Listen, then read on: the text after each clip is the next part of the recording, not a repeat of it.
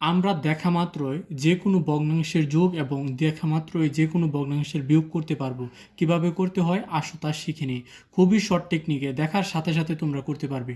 যোগের ক্ষেত্রে আমরা যে কাজটি করব, এই যে আমরা এক কোণা বরাবর গুণ করব, তাহলে 3 আর 5 গুণ করলে কত হবে? 3 আর 5 গুণ করলে কিন্তু 15 হয়ে যাবে। এবং আমরা এই এই কোণা থেকে এই কোণা বরাবর গুণ করব। এই দুইটা গুণ করলে কত হবে? 6 আর 2 গুণ করলে হয়ে যাবে 12। 12 এখানে যেহেতু যোগ আছে আমরা যোগ করে দেব। এবং নিচে যে দুইটি সংখ্যা থাকবে এই দুইটি সংখ্যা গুণ করব। 6 আর 3 গুণ করলে কত হয়? 6 আর 3 গুণ করলে কিন্তু হয়ে যাবে 18। তাহলে আমরা নিচে 18 লিখে ফেলবো আর উপরে এই দুইটার যোগফল। তাহলে হয়ে যাবে কিন্তু 27/18। এটার উত্তর কিন্তু এটাই। আমি আরও একটি করে দেখাচ্ছি তোমাদের সুবিধার জন্য। আমি এইখানে দিলাম 3 আর এইখানে দিলাম হচ্ছে 4 যোগ এখানে আমি দিলাম 2 আর এইখানে দিলাম হচ্ছে আমি 3। আমি প্রথমে কি করব? এই যে এই কোণা বরাবর গুণ করব। গুণ করলে কত হবে? 3 তিরিকে 9, 9। আর আমরা এরপরে এই কোণা বরাবর গুণ করব। গুণ করলে 4 দুগুণে কত হয়ে যাবে? 8। আমরা এখানে যেহেতু যোগ আছে আমরা এখানে যোগ দেব এবং এর নিচের এই সংখ্যা দুইটিকে গুণ করব। গুণ করলে কত হয়ে যাবে? 12। এখন আমরা কি করব? উপরে এই দুইটার যোগফল বসাবো। তা 8 আর 9 যোগ করলে কত হবে? 17 হবে।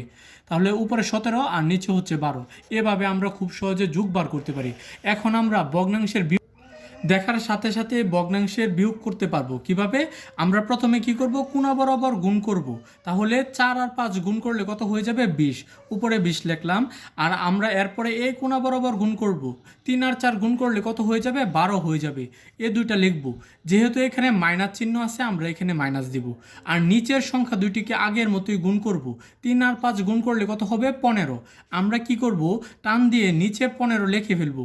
আর এই দুইটার বিয়োগ ফল লিখবো উপরে। 20 বিয়োগ হচ্ছে 12। তাহলে এখানে হবে 8 আর নিচে হবে 15। আমি আরও একটি দেখাচ্ছি তোমাদের সুবিধার জন্য।